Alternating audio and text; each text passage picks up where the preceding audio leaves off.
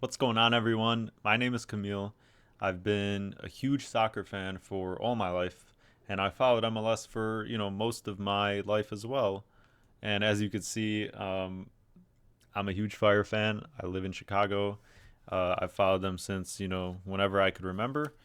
And aside from that, I follow footy, around the globe where I can, and I'm a huge Chelsea supporter as well. And yeah, my hope with this channel is to just kind of just add more coverage to MLS. I've really liked where it's headed. I've really become more of a fan in the past several years than usual, than instead of just following the Fire. And I really like where it's headed. I like the talent that's coming into this league. I like where the game's going here in the States. And I just think it deserves a lot more coverage and a lot more, eyeballs on it. And I hope to, contribute to that in some way and just kind of just spout and spew my takes on each week to week. I hope to make these types of videos every week and kind of just give my analysis and offer some advice if you're into betting at all or and things of that nature. But the point of the show is just to have a good time and yeah, just talk soccer and kind of, if you want to follow the MLS a little bit more, I hope that I can just be of service in some way and helping you learn something about, uh, this growing league. So, yeah, without further ado, let's just get into these picks. We're going to go into week 5 here. MLS wants to call it week 6, which is just a joke to me because only one team or two teams, one matchup played at week 1, which was Miami versus RSL, and they want to call that its own match week, but whatever. That's how we're gonna go. That's how I see a lot of other people doing these types of shows and how they're referring to it. So I'm gonna call it match week 5, and yeah. So let's get underway with these picks. So first game of the schedule: New England Revolution versus the Chicago Fire. I promise I'm not just trying to jump right away to my team, but it's just how the schedule worked. But I'm excited to talk about it. New England, not looking good, man. Bottom of the barrel, bottom of the East, 0 points. Um, I think CONCACAF Champions League has definitely impacted them, but a lot of teams have been in that for MLS, and they're doing much better than them. Definitely, not 0 points. So at some point, the excuses have to run out. Now they're out of the CCC, so it's time to get going. And they finally have a full kind of week of rest ahead of this match. And for the Fire, just an insane win over Montreal last weekend with the help of that wind. And I'm not gonna try and overreact to that because that was just kind of, you kind of have to take that into context and single it out. But I'm just looking at a few things here. One is on the road, the Fire have been better than I expected. They've played really tough opposition. They played the Union, who are kind of in a rut right now because of CCC as well. Got a point, 2-2. And they took Columbus. It took Columbus all the way till 90 plus, I don't know, I think it was like 10 minutes stoppage time just to squeak that out at home against the Fire. So two really good, East contenders usually. Obviously, one of them being the champion. And yeah, I think the Fire definitely have a say in this match. And I'm picking both teams to score in over 2.5 here. Um, the other thing for me being that Shaqiri is out amongst a couple other players like Chris Brady, so I like both to score in that case. I think New England, that little extra time is going to help them kind of with the flow on offense and actually train a little bit.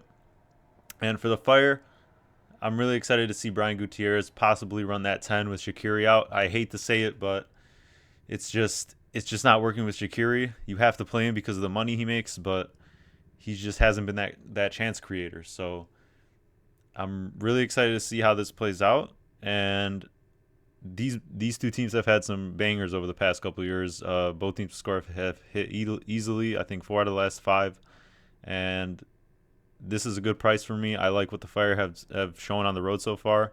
And I think it could be another open game for, even though the Revs will improve, I think, on offense. I think their defense is still leaky. They also lost their starting goalkeeper to the break, who hasn't been good, but I just don't see this being, a boring game at all. So second match on the schedule, New York Red Bulls versus Inter Miami. I'm taking Miami on the Toronto bet or double chance, whatever your book calls it, whatever you like to call it. Um, Plus 130. Listen, this is just the price I have to play. Miami is going to be favored in a lot of games this year, as they should be. No Messi obviously affects this price. New York Red Bulls being at home affects this price. I understand all of that. But even without Messi, this team has dangerous options, and they have shown that if you don't play perfect for 90 minutes, then they're going to come and hurt you and get at least a point. So I love this spot, mainly because Forsberg is out, Tolkien is out for international break, um, and Forsberg has helped fix a lot of New York Red Bulls chance creation problems from last year and just getting them on the board score sheet. But he's out, and even though they're stout defensively at home, which is like their whole identity, I just think Miami has enough to maybe squeak by or at least get a point. This is why I like this, because it's good value for push protection. And yeah, Suarez hasn't gone to Uruguay. He hasn't been selected, so he's going to be there. Um, they've had a little bit an actual like week off now from CCC. They advanced, but the competition is going to continue for a couple weeks. So they had a full week off. Messi's not going to play, but the other strikers have been servable. The rest of the guys are healthy and ready to go. A couple of their younger guys are also out for international break, but that doesn't really concern me. This is just a spot that I'm really liking, and you just have to take a team like this who finds a way to get it done. And even if they get a point, at least we have that push protection. So next game on the cards is Charlotte FC versus Columbus Crew, and I'm going to be taking the under here. Columbus with a couple key players missing for the international break. Aiden Morris, one of their best midfielders, and Russell Rowe, one of their wingbacks. And I think that takes a lot out of their game, a lot out of their chance creation. They still have, enough depth and key pieces to win this game, I think. But I don't think they'll be firing on all cylinders. And if you remember from their only other away game so far in the MLS, they were kind of bossed by Minnesota for the first 45 minutes. They grew into that game, ended up taking the lead, and then just kind of gave up a crazy goal at the end to tie. But they weren't at their best, and especially with these two players out, I don't see them, comfortably winning. I think Charlotte is one of the, worst away atmospheres to play in terms of just kind of feeling comfortable. And I know Columbus usually kind of sets their own tempo and controls the game a lot, but I think it's going to be a little bit different on the road here, like we saw against Minnesota. And Charlotte, on the other end, just hasn't been clicking either. Kind of the same, like just mid kind of play. They only have 3 goals in 4 games, underperforming their expected goals by 2. And Copetti just hasn't been,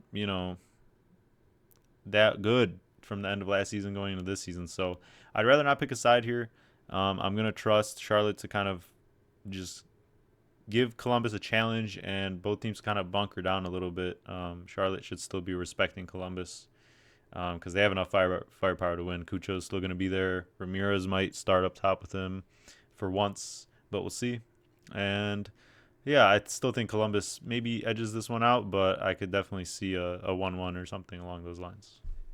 So next game up is FC Cincinnati versus NYCFC, and I'm going to be taking Cincinnati here. To me, this price is just crazy for a team that just got a really gutsy win on the road, obviously against a struggling New England side, but got a little bit of rest, grew into that game, and got a really good road win to kind of turn around this early start of the season, which has been tough because of CCC and playing Monterrey, some schedule congestion, which I don't want to kind of like go into a lot and kind of explain this for every team, but it does make a difference for these teams that aren't used to it. And yeah, since he hasn't, created a lot of chances with Vasquez gone and kind of having their main striker, but Bupenza's still really good. Acosta is obviously just an amazing 10, and I think this is just a team that they could really squeak by against, especially at home. NYCFC just like, what is going on there? I mean, great new stadium and everything, but like the play just hasn't been there. Cushing's seat is, I think, still really hot. They won against Toronto, on the weekend, but it took a really nice free kick goal, and you know, they just barely squeaked by Toronto, which impressive because Toronto's been looking good defensively, but still, like, this team just doesn't scare me in terms of what they offer on offense. And they're losing their who's supposed to be one of their better forwards in Bakar to the break. I know Miles Robinson is going for the break for Cincinnati, but still, like, they have good enough defenders. They play their own style, and I think they're really looking forward to this week after having a full week of rest, coming off that win. To me, this is just the price I have to play, and yeah, I'm thinking that since he gets their first home win this season. So next we have probably one of my least favorite matchups, just in terms of randomness and, like, I have no idea what's going to happen here, but I want to give a pick anyways. Want to give picks for all the games. Or it's Orlando City versus Austin FC. Listen, like, Orlando, what's going on? Like, everyone's just shocked by how bad they've been so far. CCC, like, I don't even want to use that excuse anymore because they've been out for at least a week. They've gotten more rest than, like, they would be if they were still in. So, but yeah, just horrible. They're in, like, top 6 or 7 of expected goals, but just not finishing their chances. And I think that has a lot to do with Muriel's addition. Obviously, they just played Atlanta, who's really tough at home, but I think they probably should have found the back of the net at least once, but just not putting it in. And yeah, if there was ever a time for your DP number 9 to get off the mark, like, it has to be now. It has to be now. But do I want to rely on that? Trust Orlando with the juice that they're getting, for their money line? Like, no, not at all. Especially because the players they're losing. They're losing Facundo Torres, Duncan Maguire, and Gillespie. And I know Gillespie hasn't been great at all. A couple of, like, really questionable moments at the back, but still, like, those two pieces on offense just don't make me comfortable with playing Orlando here. They should win. Austin is, I think, the biggest dog of the week, which is crazy to me considering these losses for Orlando. But on the other end, like, Austin is just another boring team. Another, like, 2-2 draws at home, but on the road, only other road match was scoreless. Bottom 5 in expected goals, and Driussi might be starting now finally after getting some time, but and kind of coming back from the injury. But this is just two teams that I don't want to trust right now, and this would be a really good spot for Orlando if they were full strength. But without Maguire, I can't be trusting Muriel and expect him to do something that he hasn't so far, and I need him to kind of get off the mark before I like this attack a lot more. And kind of, I think, as we grow into the season, this team will be what we expect them to be, and especially at home. But right now, it's just not a team I could trust, and this underprice is just really speaking to me. So yeah, I have to take this. Next is Toronto FC hosting Atlanta United. I'm also taking another under here. It's a sloppy international week, man, and I think these unders have a lot of value to them. Atlanta, obviously one of the best attacks for sure, but they're losing, like, their entire attack in terms of Almada's gone for the break, Giacomakis out for the break, Schließ, and then Caleb Wiley also out, one of their defenders and midfielders. So 4 regular starters out. They're definitely not going to click as much. They have good wingers, to make up for that and keep this game, competitive. It's not like they're going to get blown out of the water without these starters, but Toronto's been really impressive so far. A couple clean sheets so far under John Herdman. He's got them really buying in again.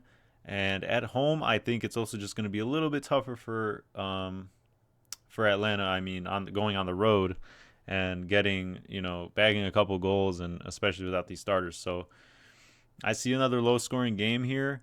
I think Toronto themselves, they're bottom 3rd in expected goals, They've kind of just gotten by on these 1-0 results and trusting their stars to just make, outrageous, plays and goals like Insigne's the other week. But yeah, I think, especially with this international break, I think we really have to fire on some unders this week, and kind of fade what usually might be really good offensive teams.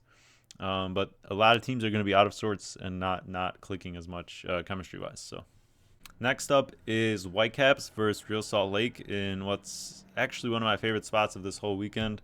I think this is a really good price for Whitecaps, and I'm liking what I've been seeing so far this season for the most part. Coming off 2 back-to-back road wins against decent opposition, but still 2 road wins in MLS back-to-back is really impressive for one of the most home-centric and favored leagues across the world. So that's a really good sign for me. They're coming back home. They're still undefeated. They're usually really good at home, and they are second worst in XG, but they're also second best in XG allowed for the other teams. So defense is their strong suit this year. They've only built on what they accomplished last year by making the playoffs. And I just trust their guys more than RSL. And RSL is losing Diego Luna this week to the break. Whitecaps, on the other hand, losing Pico, who has been a really good signing. Really has added a lot. But I don't think that's going to really hurt them here as much as Luna being out hurts RSL, especially on the road. RSL also coming off a really disappointing home loss to Rapids, who have looked just, again, kind of really not impressive. So not in the best of spirits for RSL. And yeah, I mean, my only concern with the Whitecaps this season has been Kralak's addition. He is a good player to me. It's just that I think him kind of being forced into this lineup affects White's and Gald's positioning and the way they really want to link up together. So I think that's kind of holding them back a little. But once they could kind of figure out these roster tinks and tinker that up a bit, I think this is really going to be clicking, and they're just really confident right now. So I really like this price for a team that's usually really good at home, and I expect to be one of a comfortable playoff team.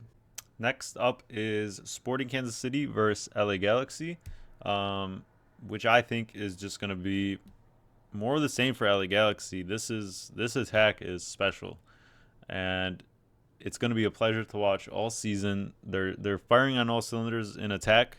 As long as they can clean up some defensive issues, they're going to be an easy contender for top seed in the West. But yeah, I'm picking the Galaxy team total over 1.5 here. Really good price. I mean, I feel like we're not going to get this a lot this season, especially at home. But on the road, we might get some chances here early, and we already did get one in San Jose, where they scored 3 with ease. And yeah, this team can score with the best of them. They could score, over this total 2 against basically any team in the league. And at this price, it's just something I really have to take. I really love. There's nothing that makes me hesitant to play this, even with this number, because LA Galaxy aren't losing anyone to the break. Paintsill had problems with his visa or something along those lines, and going back to the national team, so he can't leave the States. Joveljic isn't going anywhere. Puig isn't going anywhere, and I expect probably Gabe Peck to start this week. He's another one of their young talents and signings. So there's really nothing to me that shows that they're gonna step off the brakes and be worse than what we've seen. My only issue, I guess, would be just that Sporting KC has had their number in the past, and they obviously play much better at home than they do on the road, as is true for most MLS teams. But I would rather not trust Galaxies to win. I know it's even higher than this price for the team total, but as we saw against St. Louis, they should have put that game away. Probably should have scored 5 or 6. Berkey was just insane. But yeah, once again, they went up. They kind of choked that lead away. I don't think that's a glaring issue, but they still need time to kind of fix that. So until like proven otherwise, there's no reason to not take this team total and not just take, I guess, the full game over. The only thing keeping me from the full game over is the fact that Sporting KC's last in XG. They are undefeated so far this season, so very impressive start. With a couple draws mixed in there. They just beat San Jose, but that's not really saying much. For since San Jose's lost every game so far, bottom of the league, and yeah, I can see KC scoring here, so I do like the over 2.5 for like a 3 if you can get that.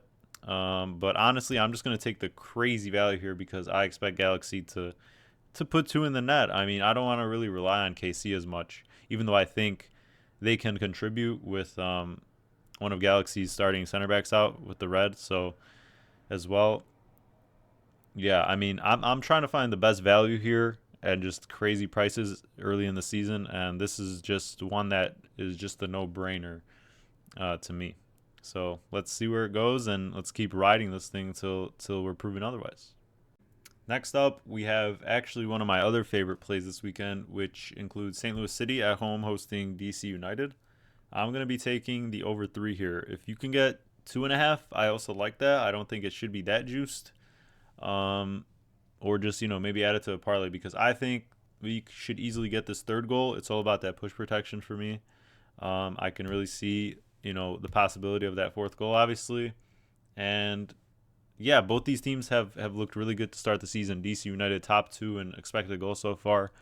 I think they should be, kind of feel a little hard done against for their result against Miami.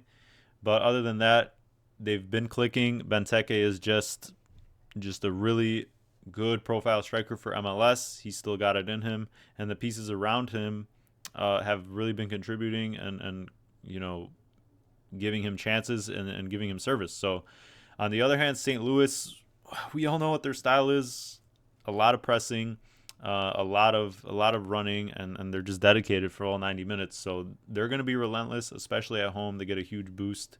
One of the best home teams as well, and I can just easily see both teams contributing here and seeing another shootout like we saw, with St. Louis at LA Galaxy. They're not scared to play their game, and they really do go for it late as well, even if they're winning by 1 or 2. We've seen St. Louis, pile it on teams.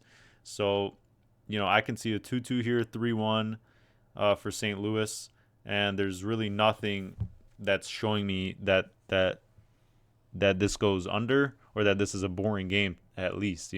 So there should be chances in this game. Neither team's losing really relevant players for the international break, so they should be basically full strength. And yeah, we're really getting to the swing of things. I think both teams will be up for this match, and it's a really good price for me on this over 3. So if you can get it, I definitely recommend it. But 2.5 should still, be a decent price as well if you want to put it in a parlay. I mean, wow, what an ugly match we have here. But we have to make picks on all of them, or I'd like to. So I'm gonna give out a pick still. And I'm gonna trust the Rapids here. It's an ugly bet, but it's just enough value for me to bite. Really a coin toss this year for the Rapids. I mean, all these kind of new signings, which I wasn't really high on, but they're good enough to, I guess, kind of get you by in MLS. And the Dynamo, on the other hand, just haven't been looking as good. Carrasquilla is going to be gone for the break, and they have other injuries in midfield and such that have kind of just lowered their expectations. And for me, they're one of the biggest like swings in terms of performance downgrade when they go on the road compared to home. So I'm gonna trust Rapids here. They're a little higher, coming into this week because of their win on the road over RSL, which was really unexpected. And this is a team that I really don't want to trust, but it's just enough for me. It's a huge, obviously, they have one of the biggest home advantages just because of the elevation. And I think this is like a really good spot for them to string a couple wins together against a really not dangerous team, especially on the road. Another game here where I just don't expect many fireworks, like much finishing or offense in general. LAFC versus Nashville here. I'm taking another under 2.5. plus money or around even, which to me is good. LAFC at home, obviously a much different team than on the road. But so far this season, it's clear that without Vela running things and without a clear like striker, that it's really just has to be Boenga and a dream. And their unders have hit this season so far for the most part. It is a little bit risky with them being at home. They get a little bump there. But Nashville, on the other hand, coming off a congested schedule, they do have their first like real week of rest from the CCC and getting knocked out. But just overall, they haven't really progressed into this side that's kind of trying to be more, focused on ball possession and going forward and really instead of just playing from the back and countering. So I know they want to be that. They aren't really that yet. And especially on the road, even with a couple, key players coming back like Mukhtar and Surge kind of getting healthier, it's just not enough for me to trust these two teams. And Nashville also losing Schaffelberg and Godoy over the break, which are two pretty key pieces in midfield there. So I'm not gonna trust these teams just yet. Maybe I'm proven wrong. Maybe LAFC just opens this game up a lot, but to me, just tactically, it doesn't make sense. And LAFC wants to be on the transition a lot. Nashville also kind of is used to being in transition and these direct runs, long balls and stuff. So unless LAFC gives them possession and Nashville tries to break them down and it plays out that way, then so be it. But you got to prove it to me first, and I'm just gonna bank on another international break affecting Nashville and just another little slow week. Maybe LAFC squeaks by here, but can't really trust these two teams either right now to get you through on the score sheet. Complete turnaround from the last game here between the Timbers and the Union. I'm actually going with both teams to score and the over 2.5 for basically even price. And I really like this spot because of this international break. Usually, a bunch of losses to your main guys would tend to be something that I would take an under on, like the previous games. But here, I'm actually taking the over because Union are losing so many players, and they've looked so out of sorts so far. They've been a real disappointment from what we're used to under Curtin and just this entire system that they run. They're losing around 6, starters. Andre Blake, goalkeeper, best if not one of the best in the MLS. Gazdag, who isn't really contributing that much outside of his penalties, but still a key piece. A bunch of losses in midfield. Bueno, Martinez, McGlynn. I mean, these are just key starters, key pieces. They don't have really a defensive mid now with Martinez out and Bueno. And a couple defenders as well. Maybe not first choice, one of them is, but that's so many losses, especially on the defensive side of the ball, where I think even though Timbers have been really overperforming their expected goals and are kind of just been a little bit better than what I think they really will be as mid-season type form. Especially with the home bump, I can see them contributing 1 or 2 here. As much as we want to think Philly is this great defensive team, something's just off this year, and especially with this personnel just out for the break, nothing to me seems that they're just gonna fix it up and be clean at the back just for this spot here.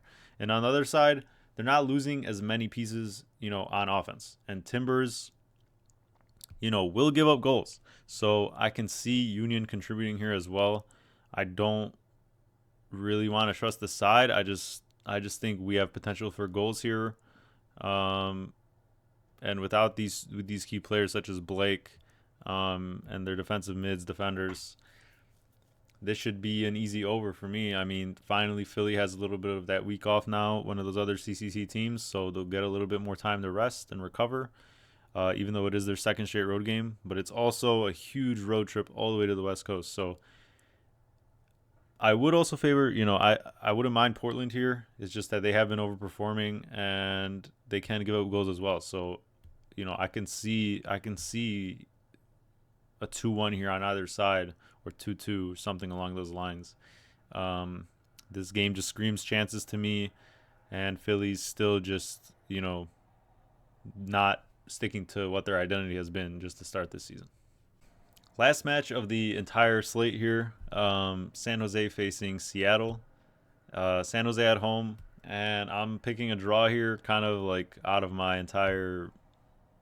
range. Usually I don't really, I usually want to pick a total, or like trust if I'm trusting, like if I think there's going to be a draw or something along those lines, I want to take a draw no bet for a team that I prefer. But here's just two other teams that I really don't like.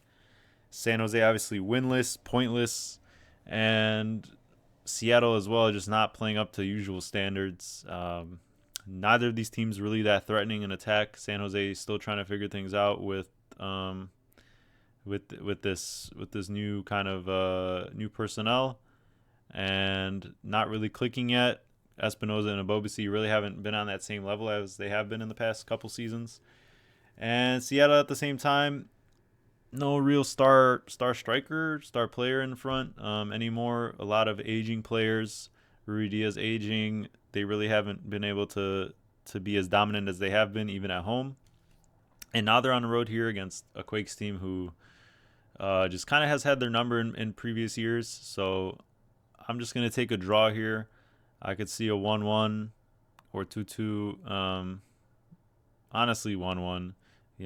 Both of these teams in the bottom third of expected goals and expected goals against. San Jose, obviously a little bit of an anomaly because they've let up 9 goals on around 4 expected goals against. So their goalkeeper hasn't really he's been underperforming. And that's going to be a huge problem all season long. But just in this spot, I don't think Seattle offers enough to kind of have that kind of star power to just get on the score sheet and kind of control this match. So I'm going to take a draw here, trust the Earthquakes to get their first point at least. Not a win, just a point at home. Let's not, completely spiral San Jose. So, yeah, go Quakes. Let's get a point, finally for the season. And, yeah. Thanks for watching, guys. I hope you enjoyed this content and enjoyed my picks. And if you are a betting person at all, I hope that, if you decide to tag along with them, that you make some money, that you do well. So best of luck in that sense. And yeah, I think it's going to be an interesting week for sure, just to watch in general. I hope you enjoy the games as well. And it's definitely a weird week to be getting my picks out for the first time and all that. But I think there are definitely some interesting spots to attack. And I'm just, picking my spots, doing my best. And I'll leave my best picks, my favorite picks, which I'll actually be, trusting the most in the description if you want to check those out. And yeah, once again, thanks for watching. If you really enjoyed this, please leave a like. It would mean the world to me. And yeah, I'll see you next week for Match Week 6 predictions.